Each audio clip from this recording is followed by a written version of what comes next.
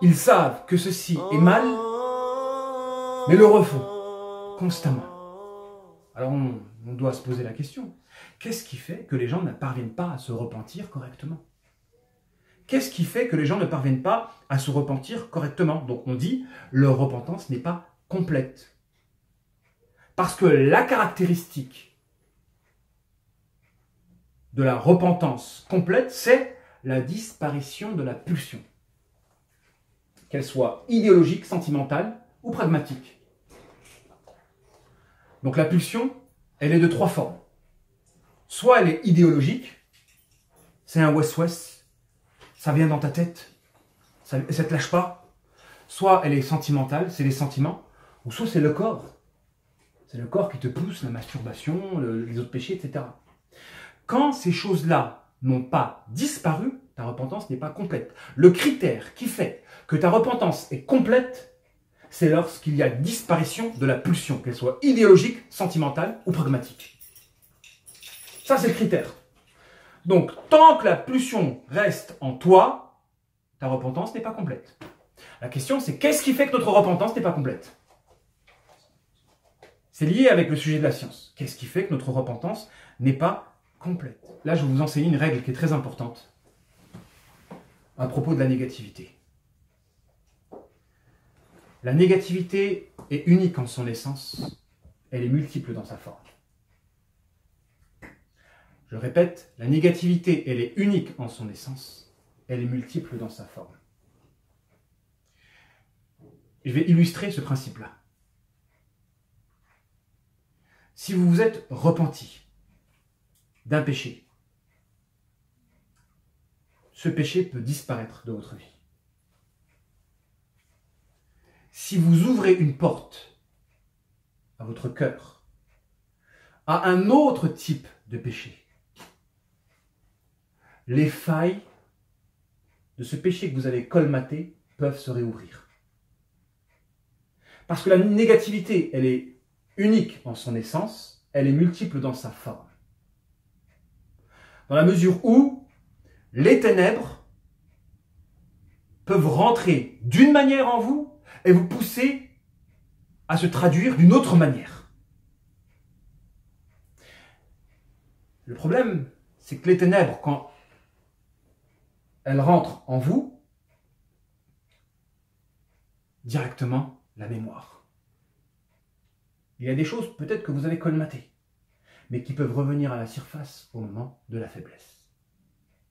Donc, pour pouvoir bien se repentir, certes, les conditions de la repentance, on le répète souvent, regretter. 1. Première des conditions, regretter. 2. Arrêter immédiatement. 3. Avoir la ferme résolution de ne plus jamais recommencer. Ça implique quoi, ces conditions-là? Ne pas espérer refaire. À partir du moment où tu arrêtes, mais tu te dis, dans 2-3 jours, je vais le refaire, tu n'es pas dans la repentance. 4. Réparer dans le cas où votre péché est lié à une injustice, mais j'associerai encore compenser. Compenser. Si ce qui t'a poussé à faire un péché, c'est un manquement, tu dois combler ce manquement dans le halal pour éviter de resuccomber, car tu es un homme. Et l'homme a ce désir inné de remplir un vide. Donc, dans cette condition numéro 4, à savoir réparer dans le cas où ton péché est lié à une injustice, on rajoute la nécessité de compenser le manque qui t'a fait pécher. 5. Vous donnez les moyens de ne pas succomber. Ça, c'est l'une des conditions les plus importantes qui malheureusement ne figure pas dans les conditions énumérées par l'imam An-Nawawi rahmatullah alayh. Se donner les moyens de ne pas succomber. Parce que c'est l'ouverture d'une brèche qui fait que les ténèbres peuvent rentrer en vous et réveiller des ténèbres que vous avez réussi à enterrer. Si bien que les gens n'arrivent pas à se délivrer de certaines addictions. Ils ne parviennent pas à se délivrer de certaines addictions parce qu'ils ne parviennent pas à faire une bonne repentance. 5 conditions. Regretter, arrêter, avoir la ferme résolution de ne plus jamais recommencer, réparer une injustice dans le cas d'une injustice, compenser par l'action de rechercher le halal qui pourra te détourner de convoiter le haram. Et ensuite, se donner les moyens de ne pas succomber. Qu'est-ce que se donner les moyens de ne pas succomber? C'est-à-dire rompre avec les voies qui vous mènent vers l'illicite, vers les ténèbres, rompre, enfin, clôturer les ponts qui font que les ténèbres parviennent dans votre cœur. En réalité, cette notion de hijra, on parle de hijra spatiale, mais il existe cette hijra, l'action de fuir les mauvaises actions. On doit se détourner des mauvaises actions. Ça, c'est les gens limitent la repentance à ça. Je me suis repenti parce que j'ai arrêté tel acte. Ta repentance n'est pas complète. Si tu as arrêté tel acte, mais que tu continues de fréquenter ceux qui le font. Il y a la hijra pragmatique, celle qui doit te pousser à fuir les actes dont tu t'es repenti, mais il existe aussi et surtout la hijra de ceux qui peuvent te refaire succomber à cet acte-là. Et je dirais encore la hijra de l'espace à même de te faire succomber tout court. Hijra en acte, hijra en relation et la hijra spatiale. En espace. Pourquoi je parle de ça? Parce qu'il y a des gens qui sont sincères dans leur désir de s'en sortir, dans leur désir, leur volonté de se repentir. Mais malheureusement, ils font des gros marches arrière. Alors qu'ils sont sincères. Pourquoi? Parce qu'ils ne parviennent pas à réaliser la station de la repentance, la tauba. Et c'est triste de voir des gens qui ont connu le dîn profondément, de voir des gens qui sont convertis à l'islam, de voir des gens qui ont pratiqué profondément, qui avaient une bonne pratique religieuse, faire un gros marche arrière parce qu'ils ont ouvert une brèche qui a réveillé toutes les autres brèches.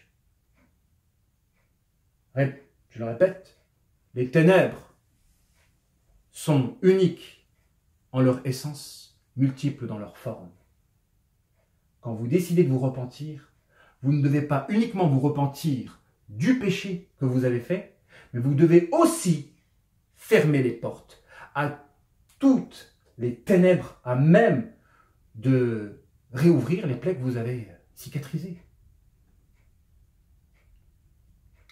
Et c'est pourquoi, si nous ne parvenons pas, parce qu'il y a des gens qui veulent, mais qui ne peuvent pas, la hijra en acte, ils peuvent, il faut la hijra en relation. Et comme je l'ai dit tout à l'heure, compenser le manque qui vous a fait succomber.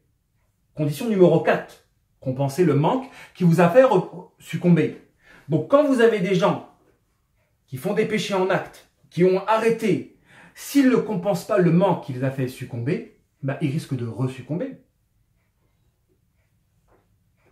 Et c'est ça qui fait, c'est qu'on n'agit pas à l'endroit des causes qui génèrent notre instabilité. Donc en réalité, le savoir peut nous pousser à agir. Parce que s'il y a des gens qui ne parviennent pas à se repentir d'une bonne repentance, c'est soit ils ne savent pas comment faire, ou soit leur savoir est faux. Ils savent, mais ne mettent pas en œuvre. Parce qu'ils sont occupés par plein de choses qui s'accaparent leur mouvement corporel au point qu'il ne leur reste pas assez d'action à même de valoriser leurs connaissances et leurs convictions. Quand on ne parvient pas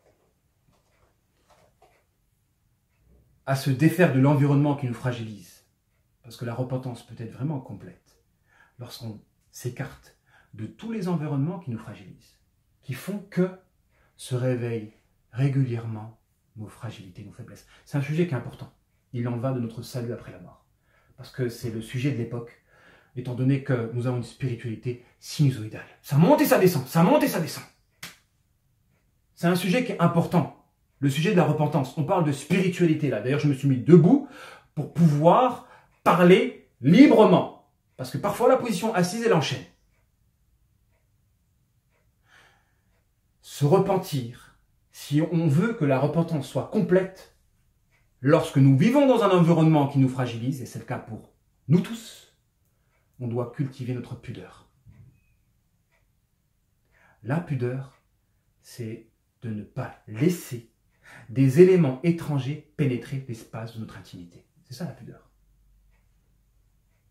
Ne pas laisser des étrangers pénétrer l'espace de cette intimité. Car si cet étranger-là porte en lui un virus, il va vous contaminer de l'intérieur.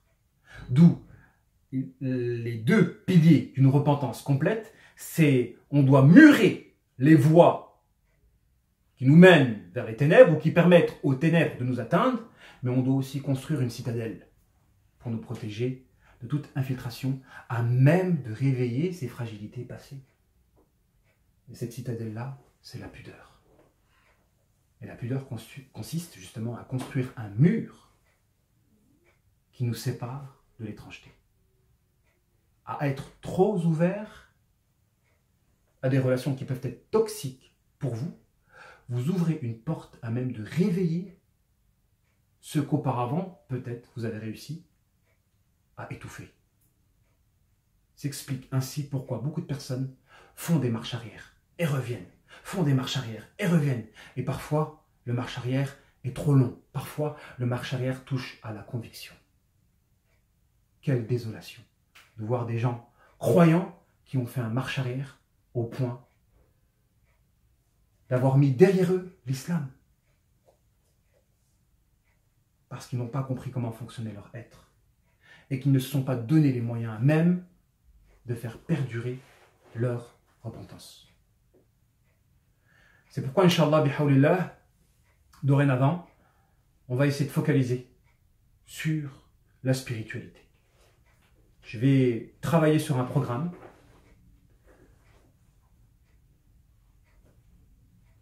qui aura pour vocation de combattre justement cette islamité superficielle, cette islamité qui ne génère pas en nous le changement réel. Parce que beaucoup ne savent pas que l'islam que l'on acquiert moyennant Internet est un islam qui produit en nous de la superficialité religieuse.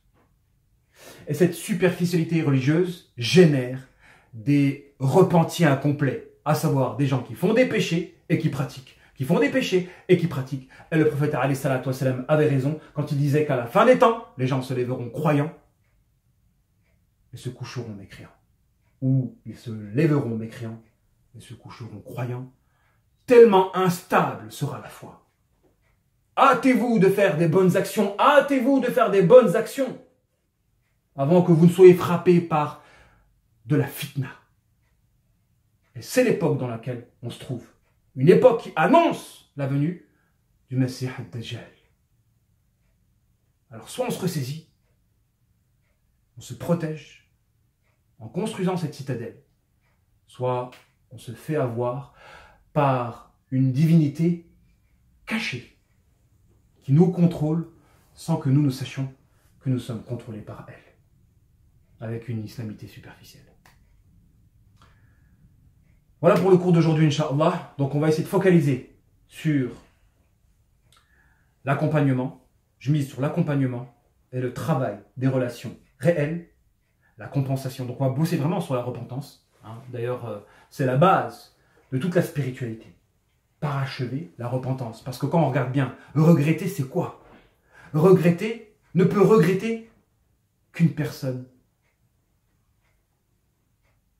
pour qui Allah a de la valeur. Parce que le regret, c'est je constate m'être éloigné d'une chose que je considérais comme étant essentielle pour moi. Ne peut regretter qu'une personne qui valorise Allah subhanahu wa ta'ala quand elle commet un péché. Parce que si elle commet un péché puis qu'elle regrette, ça veut dire qu'elle a constaté que ce péché l'a détourné d'un être essentiel pour elle. Et Allah aime le regret. Parce que c'est l'application du tawhid. J'ai regretté d'avoir commis un péché. Maintenant, nous, on a tous le devoir de parachever ce regret moyennant un cadre. Et c'est là où on doit bosser. C'est là où nous sommes libres. Valoriser Allah subhanahu wa ta'ala. Inch'Allah, je vais établir un programme qui sera axé autour de la vérité, du réel et l'action de faire des sacrifices pour vos convictions. Si vous croyez en certaines choses, agissez pour ces choses-là. Parce que si vous avez des convictions et vous n'agissez pas pour vos convictions, ces convictions n'auront pas de valeur et donc vous n'allez pas faire de sacrifice pour vos convictions. Et si vous ne faites pas de sacrifice pour ces convictions-là, vous êtes dans la superficialité, dans une connaissance qui ne sera vraie que dans sa forme. Donc, cette science qui a été retirée pour ne laisser que du faux.